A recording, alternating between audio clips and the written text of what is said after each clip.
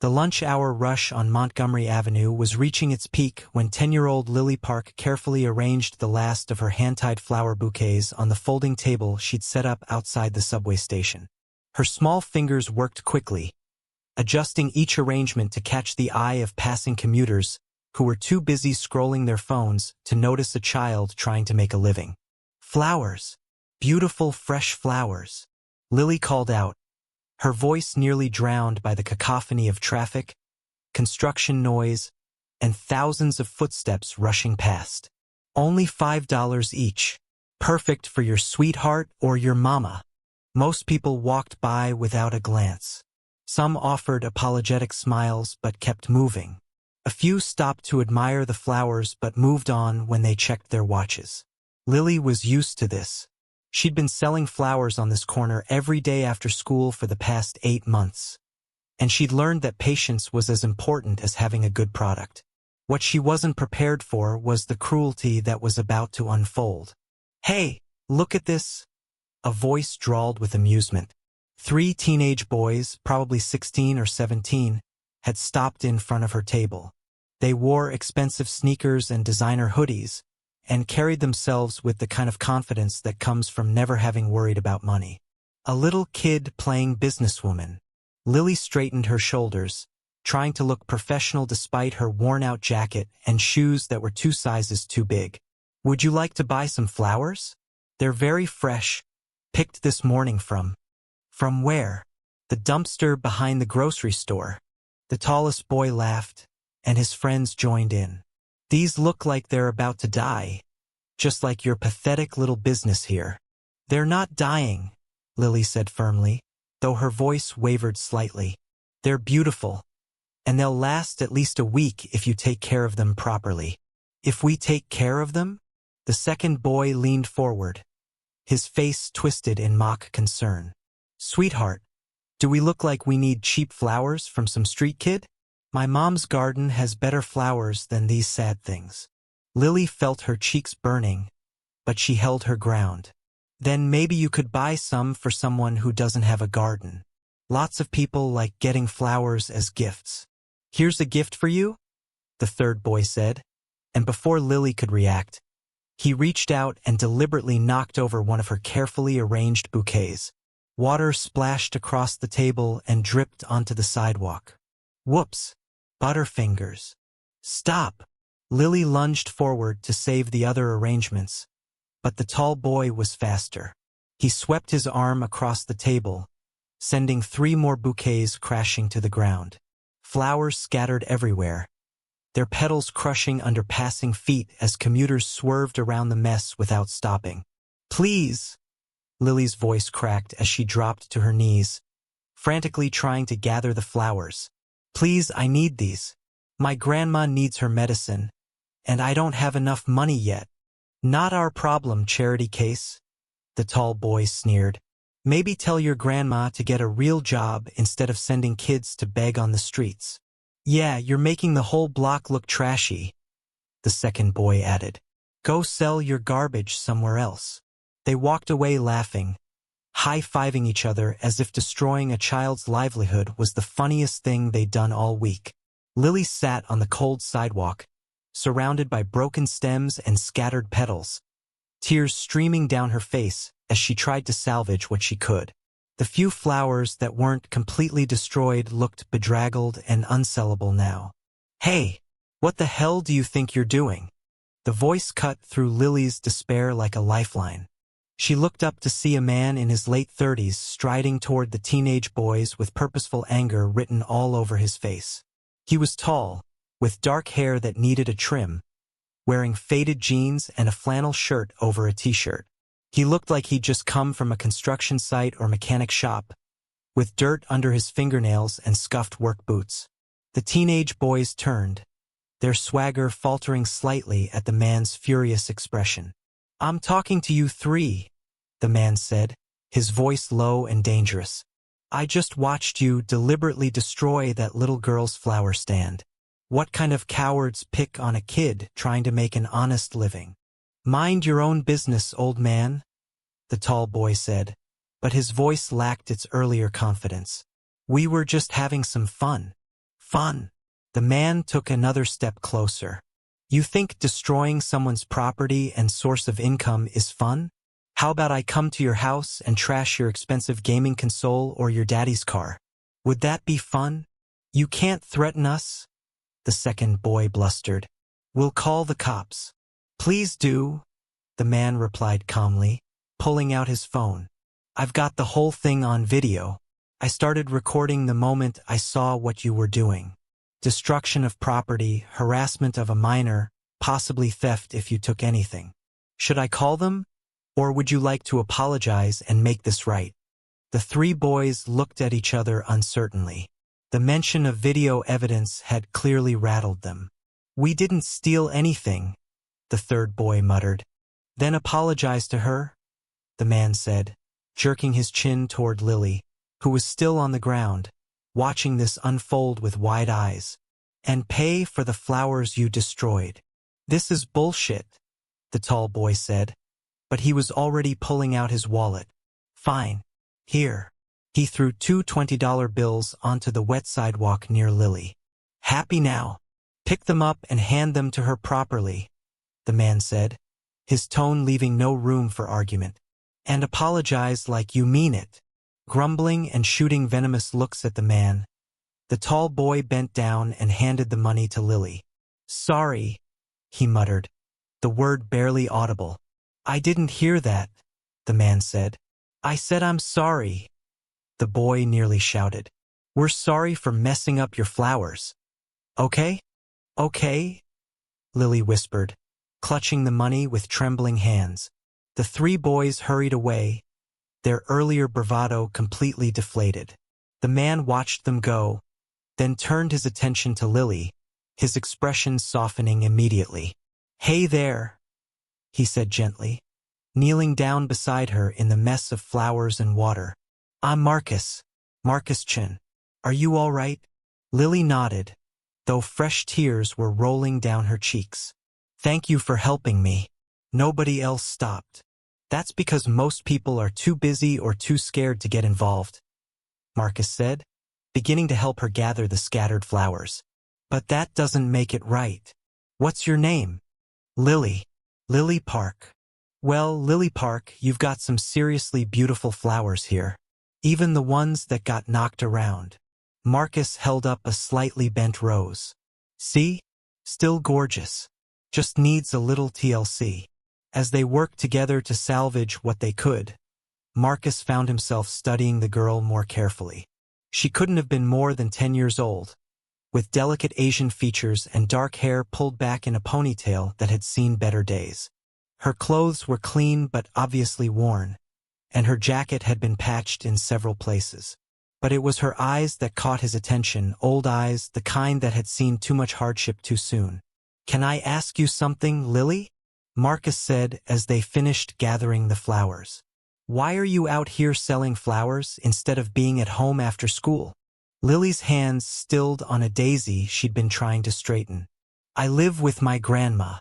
She took care of me after my parents died in a car accident when I was 6. But then she got really sick with diabetes and her kidneys don't work right anymore. She needs medicine and special treatments, and we don't have enough money. Marcus felt his chest tighten. 4 years old when she lost her parents. That meant this child had been dealing with grief and responsibility since she was barely out of kindergarten. What about other family? He asked gently. Aunts, uncles, cousins? Grandma's sister lives in Korea, but they don't talk anymore. Had a big fight years ago. Lily shrugged with the practiced indifference of a child who'd learned not to hope for help that wouldn't come. It's okay. I'm good at selling flowers. I get them wholesale from Mr. Kim at the flower shop. He gives me a good price because he knows I'm trying to help Grandma. How much do you usually make in a day? Marcus asked. On a good day, maybe $40 or $50. On a bad day, like today. She looked at the ruined flowers and her lip trembled. Maybe nothing. Marcus made a decision. How much were all these flowers worth? Before those jerks destroyed them. Maybe $70 if I sold them all. Lily calculated quickly. But I only paid $35 for them wholesale, so I lost $35 in potential profit. The business acumen in someone so young was both impressive and heartbreaking. This kid should have been worrying about homework and cartoons, not profit margins and wholesale costs. Tell you what, Marcus said, pulling out his wallet. Those boys gave you $40, which covers your wholesale cost and then some. But I'm going to buy all your remaining flowers. How many do you have that are still sellable? Lily counted quickly. 5 bouquets that are still perfect, and 3 that are a little messed up but still pretty. I'll take all 8, Marcus said. Full price for the perfect ones, and I'll give you $3 each for the damaged ones. That's $34. Plus the 40 you already have makes $74. That's more than you would have made selling them all at full price, right? Lily stared at him with an expression of disbelief. But why? You don't need 8 bouquets of flowers. How do you know? Marcus smiled. Maybe I'm planning to decorate every room in my house. Maybe I'm trying to apologize to 8 different people. Maybe I just think a hardworking kid deserves to meet her sales goal for the day. He handed her the money, and Lily took it with shaking hands. Thank you, she whispered. Thank you so much. You're welcome, Marcus said. Then, surprising himself, he added, Lily, how far away do you live? I've got my truck parked just down the block. How about I help you carry your table and give you a ride home? It's getting late, and I want to make sure you get back safely. Lily hesitated, and Marcus could see the internal struggle on her face. She'd clearly been taught about stranger danger, but she'd also just experienced his kindness and protection. I know you don't know me, Marcus said gently, and you shouldn't trust strangers, but I give you my word that I just want to make sure you get home safely. If you're not comfortable, I understand. I can just walk with you from a distance to make sure no one bothers you. After a long moment, Lily nodded. Okay, we live in the apartments on Harrison Street. It's only about 10 blocks from here. As they loaded the folding table and remaining supplies into Marcus's truck, a well-maintained but clearly old Ford pickup, Lily started to relax. She told him about her daily routine. School until 3, then straight to the flower shop to pick up her inventory, then 2 or 3 hours on her corner before heading home to take care of her grandmother. Who takes care of your grandma during the day while you're at school? Marcus asked as he navigated through traffic. Mrs. Chun next door checks on her during the day, Lily said. She's really nice, but she's old too and has her own health problems. I do everything else.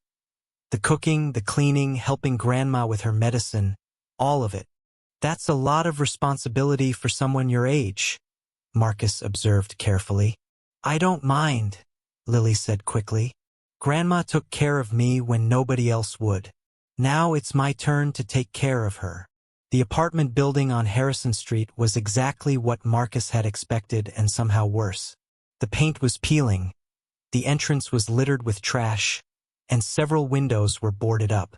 The security door hung crooked on its hinges, offering no security at all. We're on the 4th floor, Lily said apologetically as they started up the stairs. The elevator had an out-of-order sign that looked months old. The stairwell smelled of mildew and something Marcus didn't want to identify. Graffiti covered the walls, and the lighting was so poor they had to feel their way carefully on the upper floors. Marcus made a mental note of every hazard. Broken railing on the 3rd floor, water damage on the ceiling, a door that looked like it had been kicked in. Apartment 4F was at the end of a dingy hallway. Lily pulled out a key that hung on a string around her neck and unlocked 3 separate locks before pushing the door open. Grandma, I'm home, she called out. And I brought someone who helped me today. The apartment was small, probably 1 bedroom, but it was impeccably clean. Every surface had been scrubbed, and despite the obvious poverty, there was a sense of dignity and order. Faded curtains covered the windows, and a few artificial flowers sat in a vase on a small table. In a wheelchair near the window sat an elderly Korean woman who looked to be in her 70s. Her silver hair was neatly combed, and she wore a clean but threadbare sweater. When she saw Marcus, her expression became guarded. "Lily, she said in heavily accented English. "Who is this man?" "Grandma. This is Mr. Chun. He helped me when some boys destroyed my flowers." Lily rushed over to her grandmother, and Marcus could see the genuine love between them. "He bought all my flowers and drove me home, so I wouldn't have to carry the table on the bus." The grandmother's expression softened, but Marcus could still see wariness in her eyes. "That was very kind. Thank you for helping my granddaughter." "It was my pleasure, Mrs. Park," Marcus said, staying near the door to avoid seeming threatening. "Lily is a remarkable young lady. You should be very proud of her." "I am proud," the grandmother said, her eyes filling with tears. "But I am also ashamed that she must work like this. A child should be in school, playing with friends, not selling flowers to pay for an old woman's medicine." "Grandma, don't say that," Lily protested, hugging the elderly woman fiercely. "I don't mind. I want to help you." Marcus found himself blinking back his own tears. The love in this small apartment was palpable, as was the quiet desperation of their situation. Marcus left the Park apartment that evening with his truck full of flowers and his heart full of emotions he'd thought were long dead. As he drove back to his own place, a small house in a better neighborhood that felt painfully empty, he couldn't stop thinking about Lily's determined face and her grandmother's proud shame. He'd been alone for 3 years now, ever since his daughter Emma had died from complications of cystic fibrosis at the age of 9. His wife Jennifer had left 6 months after Emma's death, unable to handle the grief and blaming Marcus for not fighting harder to get Emma into an experimental treatment program. The divorce had been quick and brutal, and Marcus had spent the last 2.5 years simply existing, going through the motions of work and life without really living. But something about Lily had cracked open the shell he'd built around his heart. Maybe it was that she was close to Emma's age. Maybe it was the way she tried so hard to be brave while those boys tormented her. Maybe it was the recognition of someone else trying to carry a burden too heavy for their shoulders. That night, Marcus did something he hadn't done in years. He looked through Emma's photo albums. He let himself remember her laugh, her terrible jokes, the way she'd insisted on helping him in his workshop even when she was too weak to stand for long. And for the first time since her death, the memories didn't feel like drowning. They felt like Emma was reminding him that life was meant to be lived, that love was meant to be shared, even when it hurt. The next day, Marcus found himself driving past the subway station at lunchtime. Sure enough, there was Lily, setting up her folding table, arranging fresh flowers with the same care and attention she'd shown yesterday. He pulled over and approached her stand. "Hi, Lily. Remember me?" Lily's face lit up with a smile that made Marcus's chest ache. "Mr. Chun, did you come to buy more flowers?" "Actually, I came to see if you'd let me take you and your grandmother out for lunch. You know, as a thank you for teaching me about the flower business yesterday." Lily looked uncertain. "I shouldn't leave my stand. I need to make money. What if I promised to buy $50 worth of flowers right now? Would that be enough to let you take a lunch break?" $50? Lily's eyes widened. "Mr. Chun, you already bought so many yesterday." "I have a big house," Marcus said with a shrug. "Lots of rooms that could use some brightening up. What do you say?" Against her better judgment but tempted by the offer, Lily agreed. They packed up her stand into Marcus's truck and drove to the apartment to pick up her grandmother, who was suspicious but agreed when Lily's excitement became too much to resist. Marcus took them to a modest Korean restaurant, knowing that Mrs. Park would feel more comfortable there. As they ate, he learned more about their story. Mrs. Park, her name was Sun Hee, had immigrated to America 40 years ago with her husband, who had died 15 years ago. Their daughter, Lily's mother, had been killed with her husband in the car accident 4 years ago. "The other driver was drunk," Sun Hee said quietly in her accented English. "Hit their car head-on. My daughter and son-in-law died instantly. The police said they didn't suffer, but I think about it every day. Poor Lily was at home with me that night. She never got to say goodbye. I'm so sorry, Marcus said, and meant it with every fiber of his being. Over the next several weeks, Marcus found himself drawn back to Montgomery Avenue again and again. Sometimes he bought flowers. Sometimes he just stopped to chat with Lily during her slow periods. Sometimes he brought food or drinks, claiming he'd bought too much for lunch. Lily began to trust him more, sharing stories about school, about her grandmother's health struggles, about her dreams of one day becoming a doctor so she could help people like her grandma. Marcus found himself sharing too, carefully at first, then more openly about Emma, about the pain of losing her, about how he'd shut himself away from the world afterward. I think Emma and I would have been friends, Lily said thoughtfully one afternoon. We're almost the same age, and we both had to deal with being sick. Well, she was sick, and I have to deal with Grandma being sick. It's kind of similar. I think you would have been great friends, Marcus agreed, his voice thick with emotion. One evening in November, Marcus arrived at the apartment to bring dinner and found Sun-hee in severe distress. Her breathing was labored, her skin was gray, and she was barely conscious. She's been like this since this afternoon, Lily said, tears streaming down her face. I called 911, but they said I need to pay the copay when the ambulance comes, and I don't have enough money. I've been trying to wake her up, but she won't respond properly. Marcus didn't hesitate. Get her jacket. We're taking her to the hospital right now. He carried Sun-hee down the 4 flights of stairs. She weighed almost nothing, while Lily gathered medicines and insurance information. In his truck, with Lily holding her grandmother's hand and talking to her in Korean, Marcus broke every speed limit getting to the emergency room.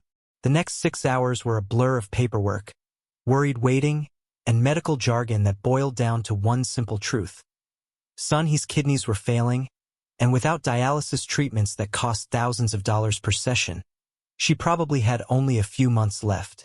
There are programs, the social worker explained. Charity care options, payment plans. But the waiting list is long, and Mrs. Park's condition is deteriorating faster than we'd like. Marcus looked over at Lily, who had fallen asleep in an uncomfortable plastic chair, her small hand still reaching toward her grandmother's hospital bed. He thought about Emma, about all the medical bills he and Jennifer had fought through, about the insurance battles and the desperate calls to find experimental treatments. He thought about how alone he'd felt, even with Jennifer there, because grief had driven a wedge between them that neither could overcome. And he looked at this 10-year-old girl who was facing the same crushing loss with no one to help her bear the weight.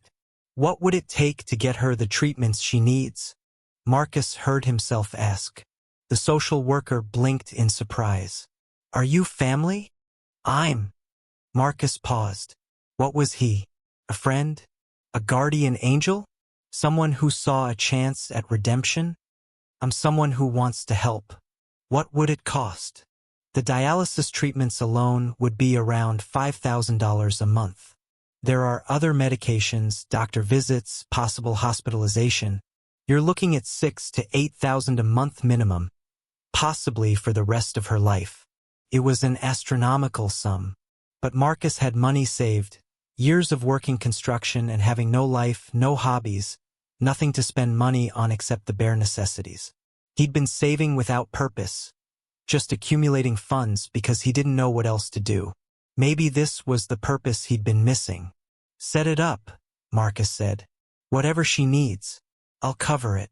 The social worker's skepticism was understandable. People didn't just volunteer to pay thousands of dollars for strangers' medical care. But Marcus was insistent, and when he proved he had the financial means, the hospital's administrative wheels began to turn. Sun-hee started dialysis treatments the following week. The improvement in her condition was gradual but noticeable. Color returned to her cheeks. Her breathing eased. She could stay awake for longer periods and even managed to move from the wheelchair to a regular chair with assistance. But with her improving health came difficult realizations. I cannot let you do this, Sun Hee told Marcus during one of his daily visits. You have already done too much. The hospital bills, the treatment costs. How can I ever repay you? You don't need to repay me, Marcus said gently. Think of it as paying forward the kindness someone showed me once. It was a lie. No one had shown him such kindness. But it was a kind lie that let Sun Hee maintain her dignity. But why? She pressed. Why do this for strangers? Marcus was quiet for a long moment, watching Lily through the window. She was in the hallway, doing homework on the floor because she refused to leave the hospital while her grandmother was there. Because I had a daughter, he finally said. And when she was sick, I would have given anything for someone to help us, to make things easier, to take away even a fraction of the burden. No one did. We fought alone. And after she died, I wished I could go back and fight harder, do more, be better. He met Sun Hee's eyes. I can't go back. I can't save Emma. But maybe I can make sure another little girl doesn't have to fight alone. Tears rolled down Sun Hee's weathered cheeks. You are a good man, Marcus Chin. Emma's spirit must be very proud. After that conversation, Sun Hee stopped protesting Marcus's help, though her gratitude never diminished. As her health stabilized and she was able to come home from the hospital, Marcus found himself spending more and more time at the little apartment on Harrison Street. He fixed the leaky faucet in their bathroom. He replaced the broken lock on their door with something more secure. He brought groceries, claiming his eyes were bigger than his stomach at the store. He helped Lily with her math homework, drawing on skills he'd thought he'd forgotten. Lily blossomed under the attention and security. She started joining after-school clubs instead of rushing to sell flowers. Her grades, which had been slipping, improved dramatically. She laughed more, worried less, and slowly began to act like the 10-year-old child she actually was. Mr. Chan, Lily asked him one Saturday, while they were putting together a bookshelf for her room, another of Marcus's unnecessary purchases that somehow ended up at the Park apartment. Can I ask you something? Of course, Marcus said, looking up from the instruction manual he'd been studying. Did you ever wish you could have another daughter? After Emma died, the question hit Marcus like a freight train. He set down his screwdriver carefully, giving himself time to formulate an answer. At first, I thought the idea was impossible, like it would be betraying Emma's memory somehow. But lately, he looked at Lily, at this brave, brilliant girl who'd fought so hard for her family. Lately, I've realized that Emma would want me to keep living, to keep loving, to make the world a little better, the way she always tried to do. Lily nodded slowly. I think your Emma sounds like she was a really good person. She was the best. Marcus agreed, his voice rough with emotion. Kind of like this other kid I know. Lily's cheeks flushed pink, but she smiled. Mr. Chan, would it be okay if sometimes I pretended that you were kind of like my dad? Not instead of my real dad, because he'll always be my dad, but kind of like an extra dad. Marcus felt his eyes burning with tears. Lily, that would be one of the greatest honors of my life. She launched herself at him in a hug that nearly knocked him over. As Marcus held this child who'd stumbled into his life through an act of cruelty turned into kindness, he felt something he hadn't experienced in years. Hope. The adoption process was complicated but not impossible. Sun Hee was Lily's legal guardian, but she was realistic about her health prognosis. Even with dialysis and medication, the doctors estimated she had perhaps 5 more years if they were very lucky. She wanted Lily to have security, stability, and love beyond those 5 years. You have given us so much already, Sun Hee told Marcus during one of their many conversations about the future. You have saved my life, given Lily her childhood back, and shown us that there are still good people in the world. If you are willing to become Lily's guardian, to promise to care for her after I am gone, I would be honored to call you family. The legal paperwork took months. Social workers visited. Background checks were conducted. Marcus had to prove he could provide a stable home, reliable income, and emotional support for a child who'd experienced significant trauma. Through it all, Lily's excitement never wavered. She helped Marcus prepare the second bedroom in his house, painting the walls her favorite shade of purple and arranging furniture they'd picked out together. She insisted on keeping some space empty for Grandma's things, for when she visits. The adoption was finalized on a Tuesday in March. The courthouse ceremony was small. Just Marcus, Lily, Sun-hee in her wheelchair, and their lawyer. But it felt like the most important day of Marcus's life since Emma was born. As they left the courthouse, Lily looked up at him with shining eyes. "Can I call you Dad now? Or is that weird?" Marcus knelt down so he was eye level with his newly adopted daughter. "Lily, you can call me whatever feels right to you. Dad, Marcus, Mr. Chun, whatever makes you comfortable." I think I'd like to call you Dad," Lily said softly. "If that's okay." "That's more than okay," Marcus replied, pulling her into a hug. "That's perfect." 3 years later, Marcus stood in the backyard of his house. Their house now, truly, watching Lily practice her flute. 13, she was thriving. She was in the advanced placement program at school, played in the school orchestra, and had recently been elected to student council. Sun-hee sat in her wheelchair nearby, her health much improved thanks to consistent medical care and the stress-free environment. She lived in the converted garage apartment that Marcus had built, giving her independence while keeping her close to her granddaughter. "Dad," Lily called out, setting down her flute. "I have something to tell you. I got the letter today."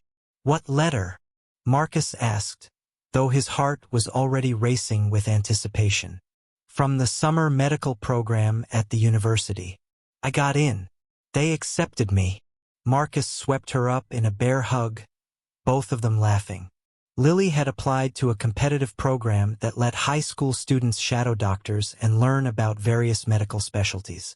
It was exactly the kind of opportunity that would help her pursue her dream of becoming a doctor. "I'm so proud of you," Marcus said, his voice thick with emotion. "You worked so hard for this." "I couldn't have done it without you," Lily replied. "Without you, I'd still be selling flowers instead of going to school. I'd still be worried about Grandma all the time instead of focusing on my studies. You gave me the chance to dream big." Later that evening, after Lily had gone to bed and he had retired to her apartment, Marcus found himself looking through old photo albums. There were pictures of Emma, forever 9 years old, her smile bright despite her illness. And now, there were pictures of Lily, at her first school concert, at her 13th birthday party, at the father-daughter dance at school, smiling and healthy and full of hope. 2 daughters, loved equally but differently. Emma, who'd taught him the depth of his capacity for love and shown him how to cherish every moment. Lily, who'd reminded him that even shattered hearts could heal if given a reason to beat again. Marcus's phone buzzed with a text from Lily, sent from her bedroom. "Dad, I know you're probably looking at old photos. I want you to know that I'm glad Emma was your daughter first, because if she hadn't taught you how to be an amazing dad, you might not have known how to help me. I think she sent you to me that day. Love you." Marcus read the message 3 times, tears rolling down his cheeks. From the mouths of babes came wisdom that could heal even the deepest wounds. He typed back, "I think you're right, and I think she'd be proud of both of us. Love you too, kiddo." The next morning, Marcus woke to find Lily already up and making breakfast, an act of role reversal that still made him smile. She'd become quite the cook over the years, having learned from both Sun-hee's Korean recipes and Marcus's American comfort food. "Dad, I was thinking," Lily said as she flipped pancakes. "You know how you and Grandma always talk about paying kindness forward? Yeah, I want to start a program, the school, where students who have extra money or time can help other students who might be struggling, like maybe tutoring or help with buying school supplies or even just being someone to talk to. We could call it Emma's Circle after your daughter." Marcus felt his throat close up. Lily, that's a beautiful idea. I thought we could start small, maybe just in our school district. But eventually it could grow. Like how one act of kindness from you saved my whole family. Maybe Emma's Circle could save other families too. Within 6 months, Emma's Circle was a registered nonprofit with Lily as the youth founder and Marcus as the administrative sponsor. What started as a small school program grew as word spread. Other schools wanted to participate. Local businesses offered sponsorships. The local news did a story about the teenager who was creating community support networks inspired by her adoptive father's kindness. At the ribbon-cutting ceremony for their first community center, a small space donated by a local business owner who'd been moved by their story, Lily gave a speech that had everyone in tears. 3 years ago, I was 10 years old and selling flowers on a street corner, trying to keep my grandmother alive and hoping no one would notice that I was just a kid who was terrified and alone, she said, her voice steady and strong. Then a stranger saw me being bullied and chose to intervene. He didn't have to. He could have walked past like everyone else. But he didn't. She looked at Marcus, who was trying not to cry in front of the news cameras. My dad, Marcus Chin, saved my life that day. Not just because he stopped those bullies or bought my flowers or paid for my grandmother's medicine. He saved my life because he reminded me that I mattered, that I deserved kindness, that asking for help wasn't weakness. Emma's Circle exists because my dad taught me that even when life breaks us, we can choose to use our broken pieces to help others. His daughter Emma never got to grow up, but her legacy lives on every time we choose kindness over cruelty, compassion over indifference, love over fear. As the crowd applauded and wiped their eyes, Marcus pulled Lily into a hug. Emma would have absolutely adored you, he whispered. I know, Lily replied, because I feel her sometimes, you know? Like she's watching over both of us, making sure we're taking care of each other. 5 years after that day on Montgomery Avenue, Emma's Circle had expanded to 47 schools across 3 states. Lily, now 18 and headed to pre-med at a prestigious university on a full scholarship, had been featured in national publications as a youth philanthropist and advocate for families in crisis. Sun Hee, defying all medical predictions, was still alive and actively involved in Emma's Circle, sharing her story and teaching traditional Korean crafts to raise funds for the organization. And Marcus had finally made peace with his past. He'd learned that loving Lily didn't diminish his love for Emma.